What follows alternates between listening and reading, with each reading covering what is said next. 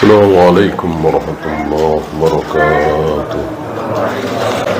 إن الحمد لله نحمده ونستعينه ونستغفره ونعوذ بالله من شرور أنفسنا ومن سيئات أعمالنا.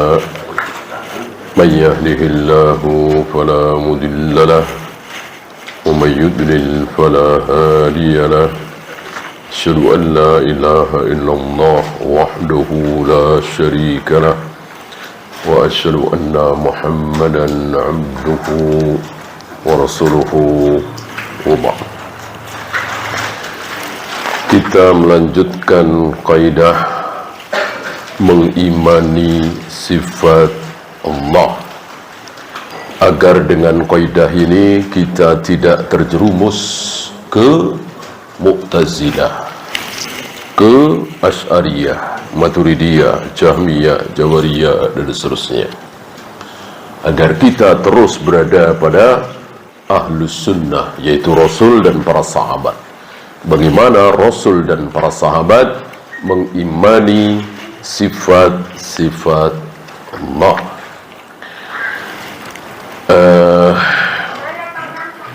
Yang pertama sudah ya, yaitu bahwa sifat-sifat Allah itu gaib. Seluruh sifat Allah adalah gaib. Terhadap hal yang gaib tentu kita tidak boleh ada kias, ada takwil, ada ta'til, ada tafwid, dan seterusnya, karena gaib.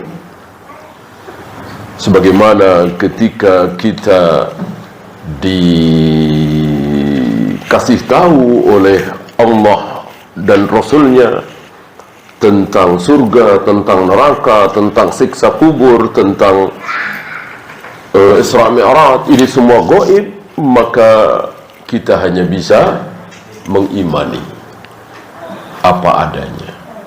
Jangan pernah memakai logika, ya, yang mudah saja, padahal masih ada di dunia. Bagaimana Nabi berjalan dari Masjidil Haram ke Masjidil Aqsa, kemudian ke langit tingkat 7, di atasnya Sidratul Muntaha. Berapa miliar kilometer itu dalam waktu cuman sepertiga malam. Berapa ribu, berapa ratus ribu kilometer per jam. Padahal tanpa tanpa pelindung. Istilah tanpa helm. Beliau nggak pakai helm, ya. Kita nggak bisa membayangkan kayak apa rasanya. Ya, tentu tidak bisa dinalar di logika. Kenapa begitu membahas sifat-sifat Allah pakai nalar, pakai logika? Sangat tidak adil ini. Kemudian yang selanjutnya juga sudah kita bahas bahwa kita tidak boleh mensifati Allah. Tidak boleh. Kecuali dengan sifat yang Allah katakan sendiri. Itu. Saking gaibnya Allah, kita tidak boleh mengatakan Allah itu begini, Allah itu begini, Allah itu begini, tidak boleh. Diam. Apa kata Allah, kita tirukan. Maka kaidah selanjutnya yaitu wujubu ijra'in nusus al-waridah fil kitabi was sunnah. Berhenti di nas yang ada di Al-Quran dan Sunnah sesuai dengan zahirnya. Tangan ya tangan, wajah ya wajah, turun ya turun, bersemayam ya bersemayam. Jangan ditambah, jangan dikurang, jangan direka-reka. Ya, nggak faham, nggak mungkin kita bisa faham.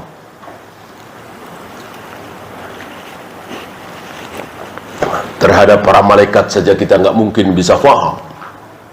Nggak mungkin. Bagaimana tanpa makan, tanpa minum, bisa terus hidup sampai hari ini, sampai akhir zaman. Nggak mungkin kita bisa paham. Maka cukup bagi kita mengimani apa adanya. Kita lanjutkan al-mabhasul khamis, yang kelima. Umumu kalamil muallif yashmalu kulla ma wasafa Allahu bihi nafsahu min as-sifati adh-dhatiyyati al-ma'nawiyyati wal khabariyyah. Di sini beliau menjelaskan tentang dua sifat Allah. Jadi sifat Allah ini kan ratusan, ribuan bahkan ya. Banyak sekali sifat Allah. Dan jelas keliru besar orang yang membatasi sifat Allah cuman ada 20. Dari mana bilangan 20 ini, dari mana? Tanpa dalil sama sekali. Sifat Allah banyak sekali, ribuan insyaallah. Yang 20 ini Ar-Rahman Ar-Rahim kan tidak ada. Masa Allah tidak mempunyai sifat Ar-Rahman Ar-Rahim? Dari situ sudah nyata sekali, jelas sekali kesalahan, kebatilan dari sifat 20.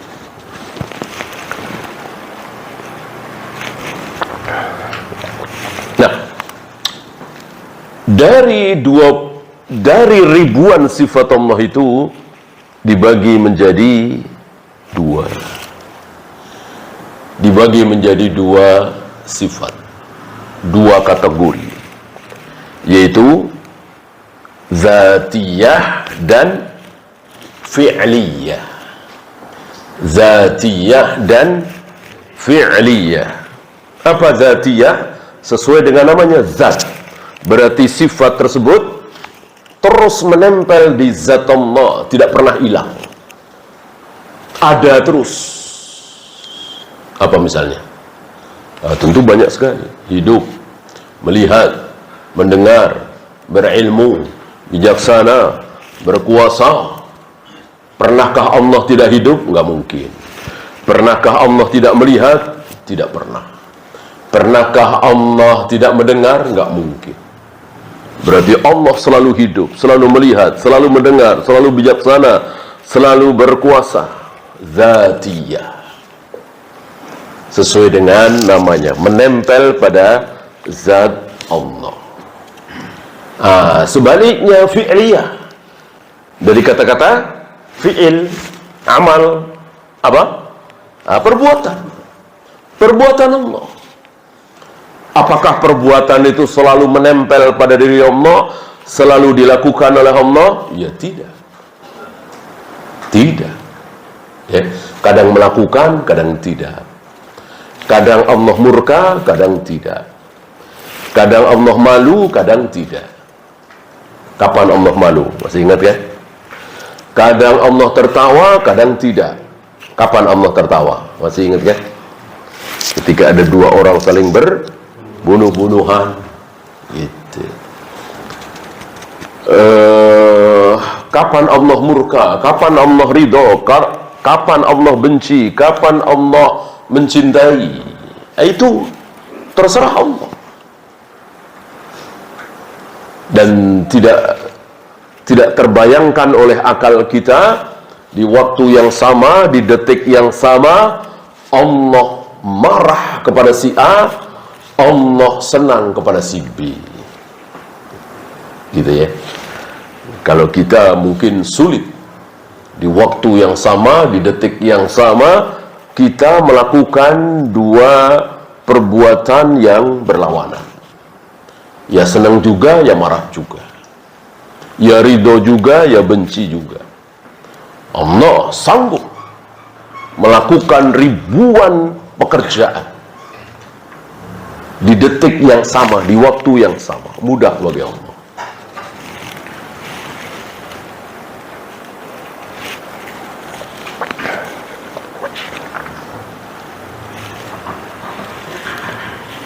Fasifatu dzatiyatu hiya allati lam yazal wa la yazalu muttasifan bi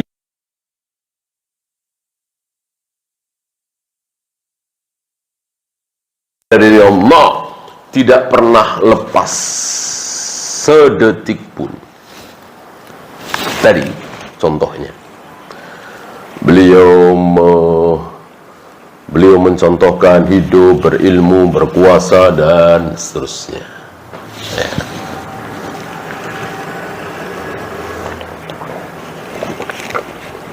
Dan sifat zatiyah ini oleh beliau dibagi dua, dibagi lagi. Ya. Apa? Ma'nawiyah dan khabariyah. Dari contohnya, contoh itu menolong kita. Tanpa contoh mungkin kita meraba-raba maksudnya apa. Begitu dikasih contoh, insya Allah kita jadi faham. Oleh karena itu Rasulullah tidak banyak bikin ta'rif. Rasulullah tidak banyak bikin definisi. Langsung dicontohkan.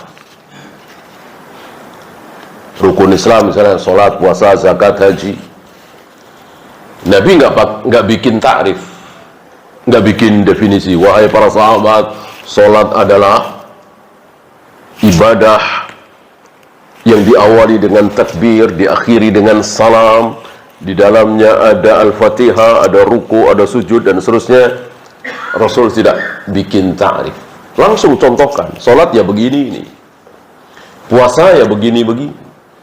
Nah, yang bikin ta'rif kan para ulama untuk memudahkan kita orang-orang awam. Saum, puasa adalah menahan diri sesuai dengan bahasa, sesuai dengan arti lugawiyahnya, bahwa saum kan menahan. Apa yang dimaksud dengan saum dalam kaidah syar'i? Menahan diri dari apapun yang membatalkan puasa, makan, minum, jima, muntah dengan disengaja. 3 dalam Al-Quran, 1 dalam hadis. Dari mulai terbit fajar, subuh, sampai tenggelam matahari, maghrib. Pernahkah Nabi bersabda seperti itu? Tidak. Nabi tidak banyak bikin ta'rif, langsung dicontohkan. Nah, dengan mengetahui contoh, justru insya Allah kita malah bisa bikin ta'rif, bisa bikin definisi. Mari kita lihat apa yang dimaksud dengan sifat ma'nawiyah dan apa yang dimaksud dengan sifat khabariyah, yang dua-duanya merupakan sifat zatiyahnya Allah, belum fi'liyah. Nanti fi'liyah dibagi dua lagi. Ma'nawiyah dan khabariyah ini baru membahas tentang sifat zatiyah, sifat yang selalu menempel ada pada diri Allah, tidak pernah lepas.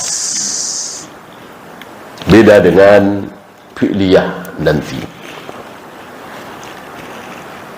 Insya Allah antum akan tahu dengan mengikuti contoh dari beliau. Mana yang maknawiyah, apa yang dimaksud dengan maknawiyah, dan apa yang dimaksud dengan khabariyah. Yang maknawiyah tadi, hidup, berilmu, berkuasa, bijaksana.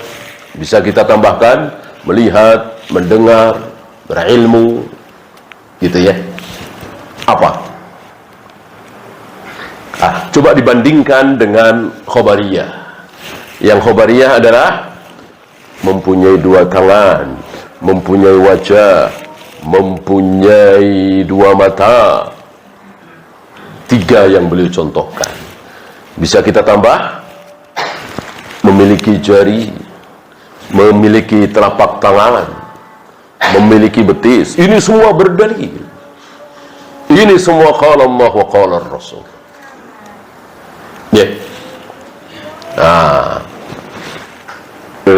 Apa kira-kira? Ya. Apa perbedaan contoh pertama dengan contoh kedua? Perbedaannya adalah yang pertama diketahui oleh orang-orang awam tanpa dalil. Yang penting dia percaya Tuhan itu ada, Allah itu ada. Ketika seseorang nggak usah baca dalil, nggak usah ngaji, nggak usah belajar, tapi dia yakin Tuhan itu ada, pasti dia yakin Tuhan Allah pasti pasti berilmu, nggak mungkin bodoh.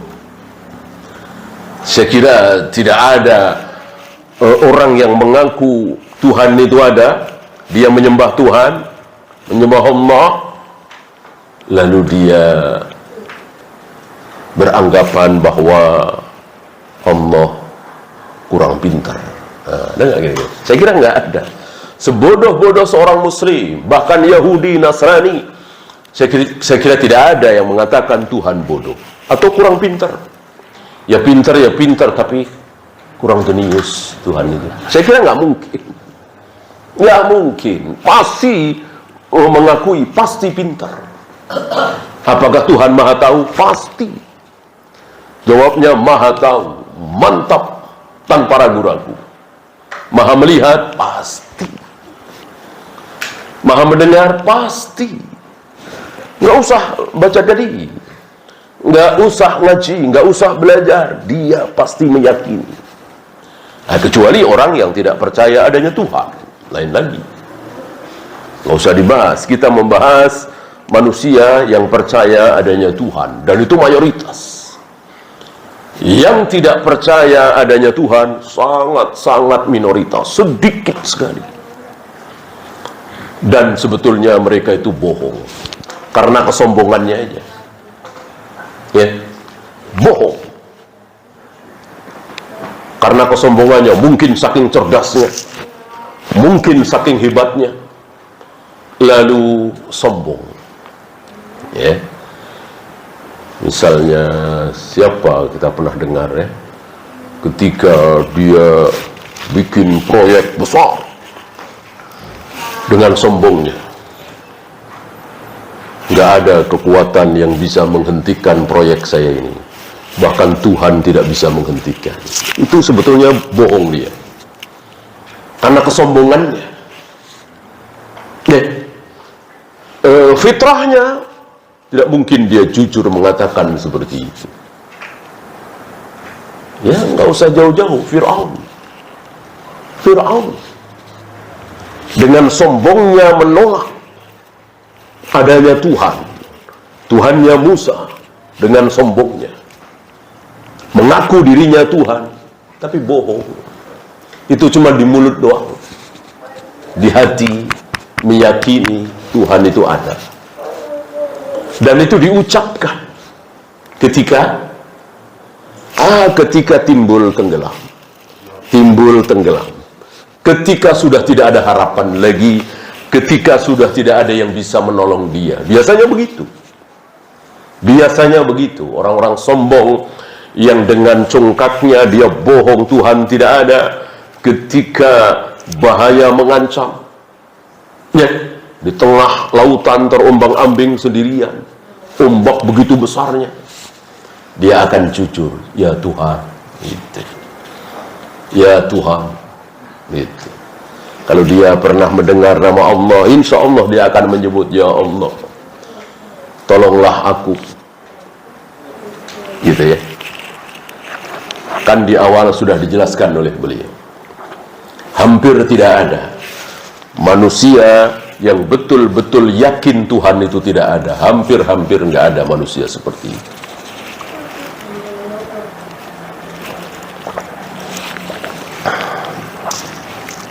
Nah, inilah ma'nawiyah yang termasuk dari sifat zatiyah. Jadi sifat-sifat Allah yang diketahui oleh orang jahil sekalipun. Ya, hidup, mendengar, melihat, berilmu, berkuasa, maha melihat, maha mendengar, dan seterusnya. Tidak akan pernah mati, tidak tidur. Ini ma'nawiyah. Adapun yang khabariyah, sesuai dengan namanya, khobar. Jadi menunggu khobar, menunggu kabar, menunggu informasi dari mana? Tentu dari langit, dari Allah. Kalau tanpa kabar nggak ada yang tahu. Kalau Allah itu menciptakan Adam dengan kedua tangannya. Kalau Allah membentangkan tangannya di siang hari untuk menerima taubat orang-orang yang berbuat dosa di malam hari. dan membentangkan tangannya di malam hari untuk menerima taubat orang-orang yang berbuat dosa di siang hari. Mungkinkah seseorang tahu ini? Nggak mungkin. Kalau dia tidak baca dalil, tidak menerima khabar dari Allah dan Rasulnya, nggak mungkin. Setelah dia baca dalil, baca ayat, baca hadis, baru dia tahu bahwa Allah menghadapkan wajahnya ke wajah orang yang sedang sholat. Allah melihat dengan kedua matanya. Allah membolak-balikkan hati manusia dengan dua jarinya. Allah menggenggam roh-roh itu di telapak tangannya. Rohnya siapa? Rohnya dua orang. Orang yang apa dengan orang yang apa? Orang yang telah mati dengan orang yang sedang tidur. Dua-duanya digenggam di genggaman tangan Allah. Tahu dari mana? Dari Allah sendiri lewat lisan Nabi sallallahu alaihi wasallam. Itulah ahlus sunnah. Nggak ada mikir-mikir, nggak ada ngarang-ngarang, nggak ada pakai kias, pakai ini. Semuanya dalil. Qala Allah, qala Rasul.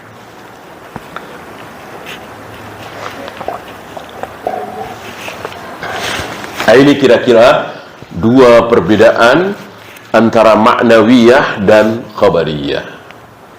Ma'nawiyah diketahui oleh siapapun yang yakin kalau Allah itu, Tuhan itu ada. Sedangkan khabariyah tidak mungkin bisa diketahui kecuali orang yang kedatangan dalil, beriman dengan dalil, meyakini dalil. Maka sangat sesat sekali. Mestinya dia kedatangan dalil lewat lisan Nabi. Allah membentangkan kedua tangannya. Allah menciptakan Adam dengan dua tangannya. Allah akan menggulung langit dengan tangan kanannya. Mestinya dia terima kasih mendapat informasi seperti itu dari Nabi SAW. Ditolak. Bukannya terima kasih, ini ilmu tentang Allah, diyakini apa adanya, ditolak. Dengan bahasa halus mereka. Tentu mereka tidak mengatakan kami menolak, enggak. Tapi kami menakwil. Gitu. Kami mentahrif. Kami mentafwid. Kami mentamtsil. Semuanya batil. Tidak pernah dilakukan oleh Rasul dan para sahabat.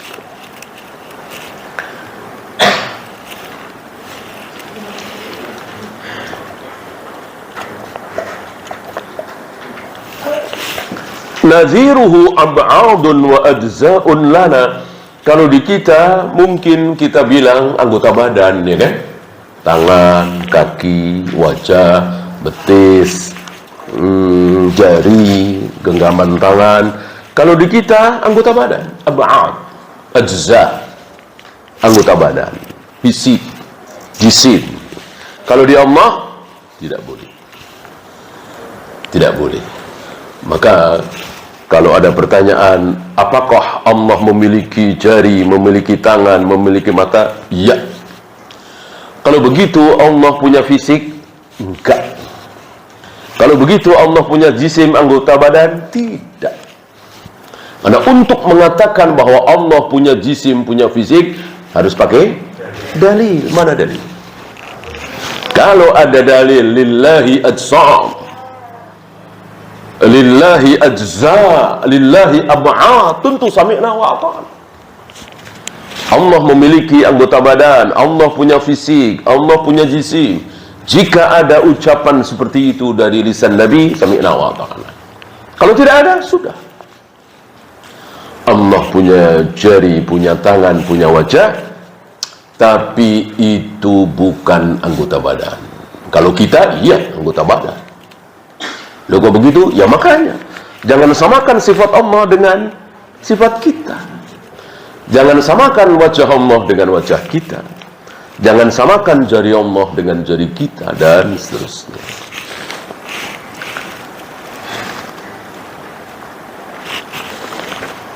Fallahu ta'ala lam yazal lahu yadani wa wajhun wa ainan. Allah senantiasa terus memiliki kedua tangan, memiliki wajah, dua mata, dan seterusnya. Lam yahduth lahu syai'un min dzalika ba'da an lam yakun.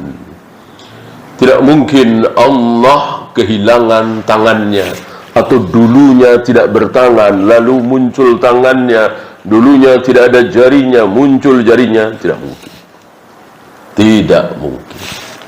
Allah sempurna dari saat langit dan bumi ini belum ada. Kita tidak bisa membayangkan kesempurnaan Allah. Kesempurnaan Allah itu tidak bertambah. Ilmu Allah itu tidak bertambah. Sudah sempurna dari awal. Allah tidak membutuhkan pengalaman-pengalaman. Ya. Allah berpengalaman menciptakan, mengutus para nabi, para rasul, begini-begini, gagal semua. Lalu Allah menyimpulkan, kalau begitu begini saja. Nggak mungkin. Nggak mungkin. Itu manusia. Belajar dari pengalaman adalah manusia.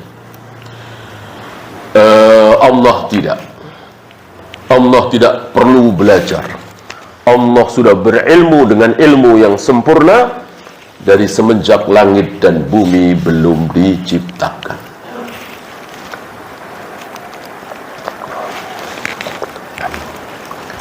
Kama anna Allah lam yazal hayyan wa la yazalu hayyan, lam yazal aliman wa la yazalu aliman, wa lam yazal qadiran wa la yazalu qadiran.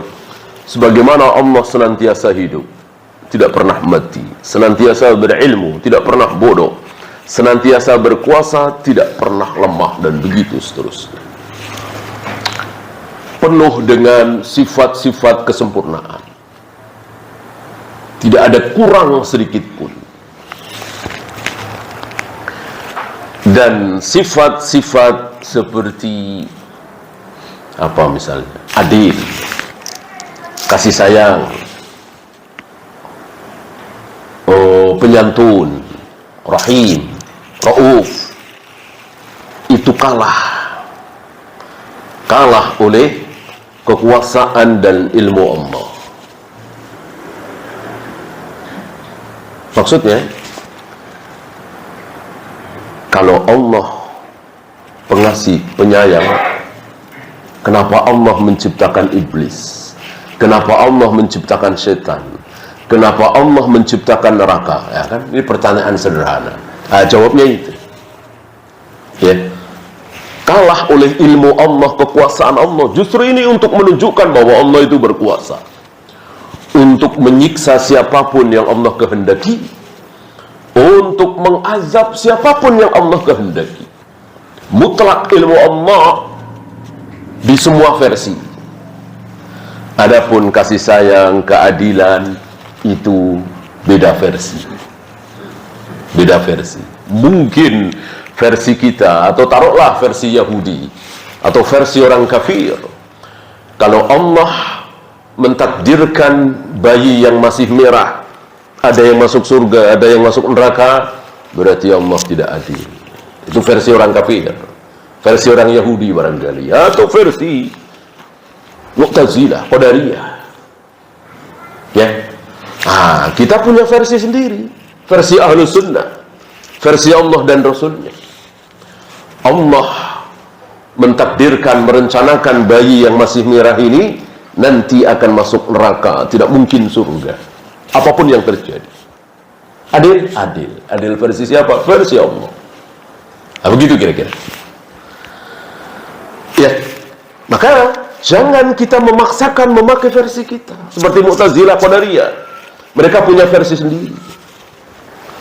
Seperti Abu Ubaid, barangkali antum pernah dengar ya. Amr bin Ubaid.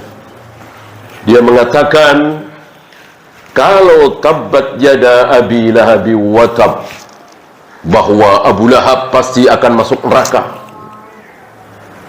Ini turun ketika Abu Lahab masih hidup, berarti ini bukan hujjah. Gitu. Berarti ini bukan hujjah. Maksud Abu Lahab masih hidup sudah dicap neraka? Kan ketika masih hidup justru masih ada kesempatan, kecuali sudah mati. Abu Lahab sudah mati, baru turun tabbat yada Abi Lahabi wa tab. Sudah nggak mungkin taubat kan? Kalau turun ayat ini ketika Abu Lahab masih hidup, berarti ini bukan hujjah. Allah tidak adil katanya. Karena masih hidup sudah dicap neraka. Saya kira antum semua tahu ayat ini, Al-Lahab ini turun, Abu Lahab masih hidup apa sudah mati? Masih hidup.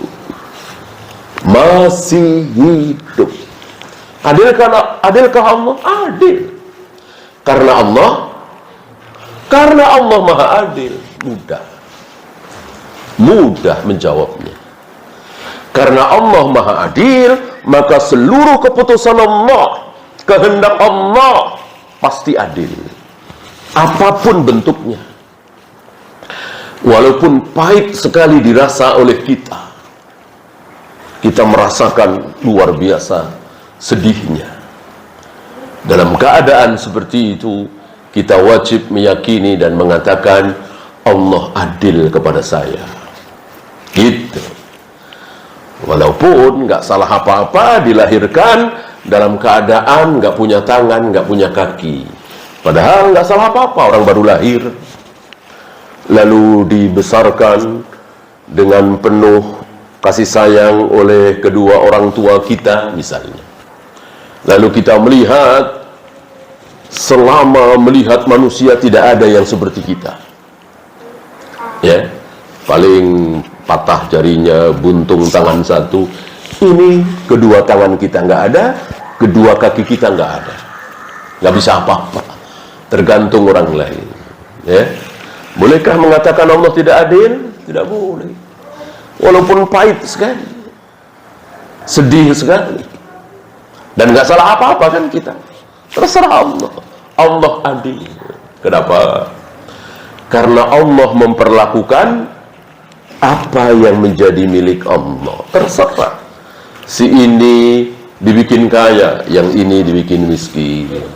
Si ini dibikin pintar cerdas, yang ini dibikin bodoh. Semuanya perbuatan Allah, kehendak Allah, maunya Allah, dan Allah adil. Ya. Cuman kalau mau tahu asbabnya, bukan di sini. Nanti akan dijelaskan oleh Allah di jannah. Kenapa sebabnya? Ya. Kenapa Abu Thalib yang begitu baik membela Nabi SAW, siap mati pasang badan demi membela Nabi SAW, kok Allah takdirkan kafir masuk neraka kekal selama-lamanya? Kita nggak tahu hari ini. Nanti di sana kita akan tahu. Allah punya alasan. Allah akan berikan, akan beberkan alasan itu. Dan nanti akan dinikmati oleh ahlul jannah. Maka kenikmatan surga bukan sekedar kenikmatan makan, minum, jima, bidadari cantik, pemandangan bagus. Bukan sekedar itu. Tapi ada satu lagi, kenikmatan ilmiah. Ilmu kan? Ini kan ilmu. Kenikmatan ilmu. Nanti akan kita nikmati. Ilmu itu kan nikmat. Ya seperti antum sekarang, betapa antum merasa nikmat. Yang profesor, doktor, jenius, cum laude, pejabat tinggi, nggak bisa membedakan mana sunnah, mana bid'ah. Antum bisa. Apa nggak nikmat besar? Yang kiai, haji, dipanggil ulama, nggak bisa membedakan mana syirik, mana tauhid. Antum bisa. Apa nggak nikmat itu? Nikmat besar, ilmu itu. Ya, nggak usah ilmu sebesar itu, ilmu kecil-kecil, antum tahu nikmat. Apalagi nanti di jannah akan dibongkar, akan dibuka rahasia. Kenapa si fulan begitu? Kenapa si waktu itu hilang di mana dan seterusnya? Semuanya terjawab. Kenikmatan jannah.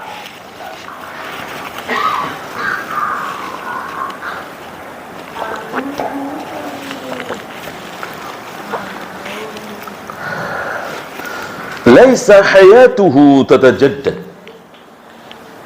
Allah hidup, hidupnya Allah tidak berkembang. Artinya semakin hidup, semakin pinter, semakin bijaksana, semakin berkuasa, tidak. Sudah sempurna dari awal. Nggak ada semakin-semakin. Kalau semakin berarti kemarin-kemarin belum sempurna, kan begitu. Kita semua itu manusia.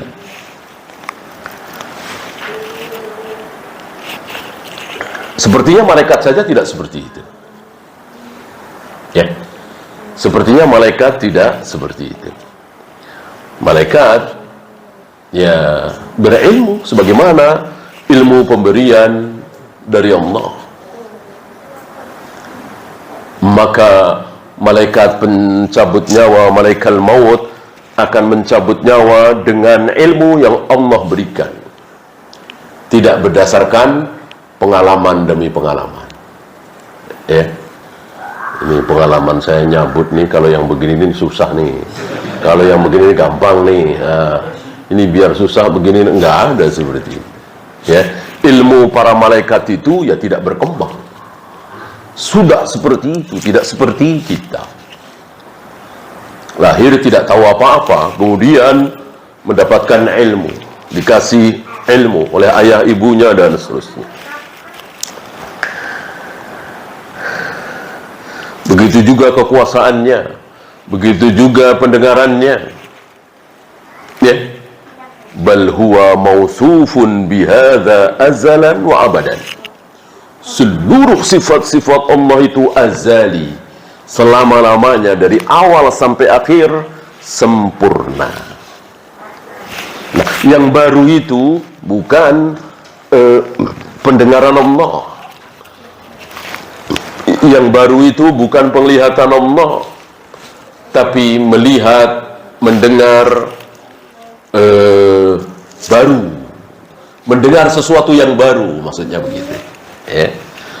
Ambil contoh dari mulai Nabi Adam sampai diutusnya Nabi Isa, sampai diutusnya Uzair. Ya. Adakah yang mengatakan Allah punya anak? Belum ada. Baru muncul gitu. Artinya di zaman Nabi Adam, di zaman Nabi Ibrahim, di zaman Nabi Hud, belum ada yang mengatakan Tuhan punya anak. Setelah itu baru muncul Uzair anak Allah, Isa anak Allah. Baru kan? Bukan berarti pendengaran Allah itu baru, tidak. Yang didengar baru, kemarin-kemarin belum pernah ada. Dan antum masih ingat ketika pertama kali ada orang mengatakan Allah punya anak, apa yang terjadi dengan langit? Hampir-hampir mau runtuh. Gunung hampir-hampir mau meledak. Bumi hampir-hampir mau belah. Menahan emosi, ikut marah. Anda'au lirrahmani walada. Demi mendengar pertama kali Allah punya anak, marah semarah-marahnya. Dan begitulah orang yang beriman, kita semua ya kan, tentu marah, tersinggung kalau Allah dihina, Rasulullah dicaci maki, kan gitu, marah.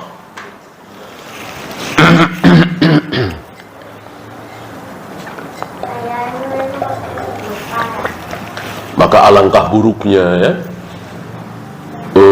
begitu emosinya langit, gunung, bumi, kita senyum-senyum, berangkulan, salaman, ngasih selamat, selamat Natal dan seterusnya. Ini luar biasa keburukannya.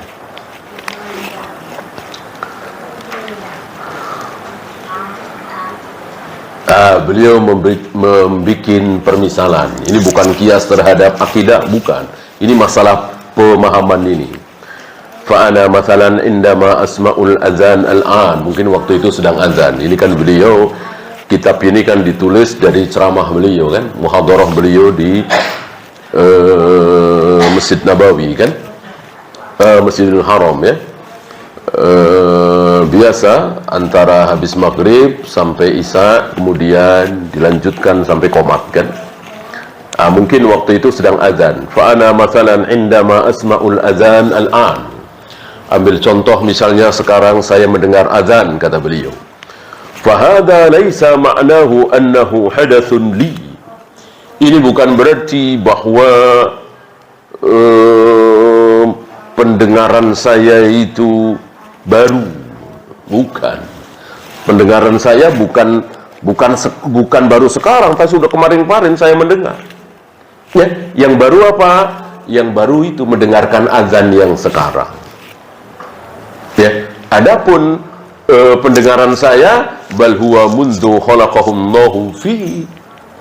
Dimulai dari ketika Allah pertama kali menciptakan pendengaran saya.